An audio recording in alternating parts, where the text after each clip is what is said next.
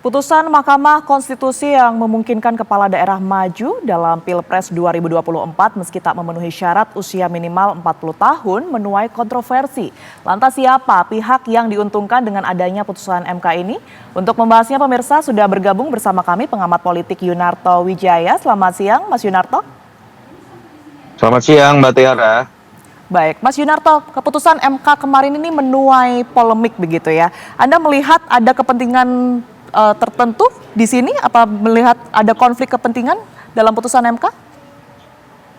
Ya, pertama dari sisi substansinya sebenarnya bagus ya. Ini memberikan panggung buat anak-anak muda, kemudian bisa berkiprah di level paling tinggi dalam konteks politik nasional dan memberikan pemahaman bahwa siapa yang bisa berkarir lewat kepala daerah, peluangnya untuk bisa menjadi presiden juga besar atau menjadi wakil presiden.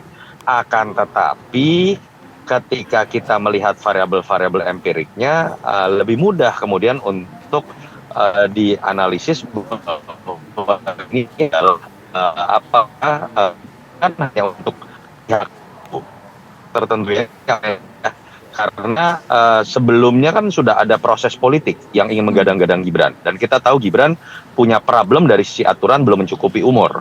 Itu terlihat dari baliho-baliho, pemasangan billboard, postingan-postingan, buatan gerakan relawan yang memang mengusung Gibran dan dilakukan oleh sebagian kader Partai Gerindra. Lalu dalam perkembangannya kita lihat juga yang menggugatkan adalah pihak-pihak yang kemudian dianggap punya kepentingan untuk meloloskan Gibran berpasangan dengan Prabowo. Di situ ada gugatan nomor 51 oleh kader Gerindra, Wakil Bupati Lampung Selatan, Wali Kota Bukit Tinggi, Partai Garuda yang dianggap terafiliasi dengan Gerindra, misalnya ada PSI juga, gugatan nomor 29, yang menyebabkan kemudian orang berspekulasi bahwa ya memang ini tujuannya hanya untuk meloloskan Gibran. Ditambah lagi ada aspek kepantasan yang dipertanyakan karena ketua MK adalah adik iparnya Pak Jokowi. Sehingga kemudian menurut saya menjadi naif kalau kita tidak melihat ada sebuah rangkaian. Andai kata ini kemudian diputuskan untuk pemilu 2029, saya pikir tuduhan mengenai konflik of interest menjadi hilang. Tapi kan tidak. Dan kita lihat juga banyak dissenting opinion dari hakim-hakim yang menjelaskan ada kejanggalan dalam pengambilan keputusan ini. Jadi ya saya harus mengatakan terlalu banyak variabel yang memang lebih mudah buat kita menyimpulkan ada permainan politik di sini, dan tidak salah kalau kemudian orang menduga ada intervensi kekuasaan memang untuk meloloskan Gibran. Nah, kalau pertanyaannya siapa yang diuntungkan, tentu saja Pak Prabowo. Karena memang Pak Prabowo bisa mencapai kemudian apa yang kemudian dilakukan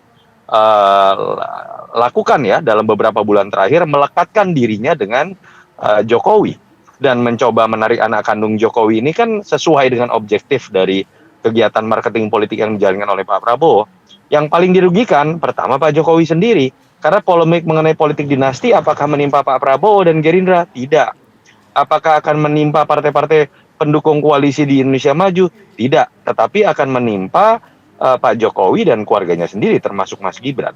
Itu yang menurut saya menjadi sebuah konsekuensi politik dari keputusan hukum yang memang dilihat dalam prosesnya, dan variabel-variabel di dalamnya terasa ada yang janggal. Dampak dari putusan MK terhadap koalisi, terhadap peta koalisi sendiri seperti apa, Mas Yunarto?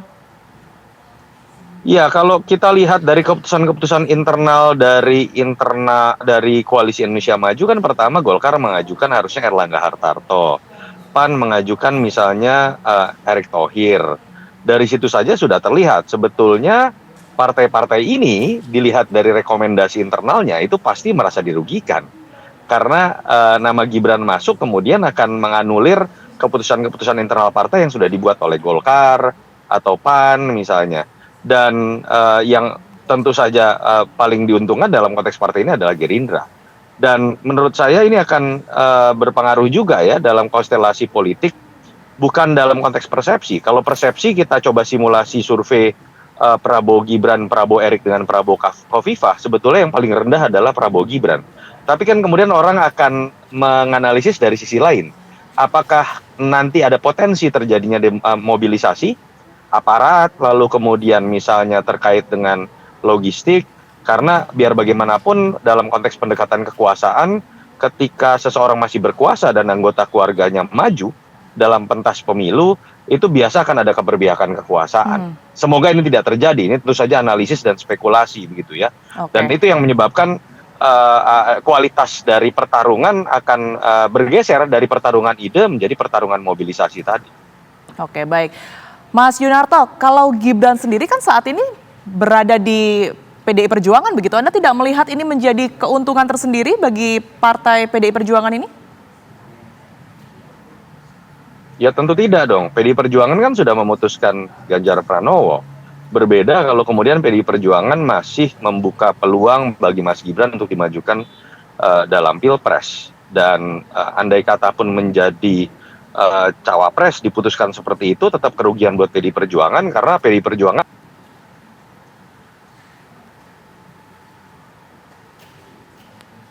dapatkan kadernya. Harusnya kan PDI Perjuangan sebagai partai terbesar menempatkan kadernya sebagai capres. Andai kata pun misalnya dulu ya sebelum penentuan Mas Ganjar sebagai capres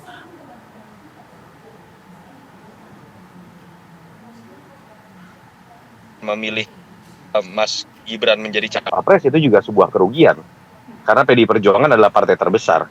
Jadi menurut saya sekarang memang pilihannya sudah hitam dan putih. Ketika Gibran menerima pinangan Pak Prabowo ya secara otomatis tanpa perlu dipanggil partai pun ya alangkah baiknya Mas Gibran keluar dari PDI Perjuangan. Baik, kita lihat seperti apa kemudian langkah dari PDIP ataupun juga dalam hal ini Gibran setelah putusan MK setelah ini. Terima kasih banyak Mas Yunarto Wijaya, pengamat politik telah bergabung bersama kami di Kabar Siang. Sehat selalu.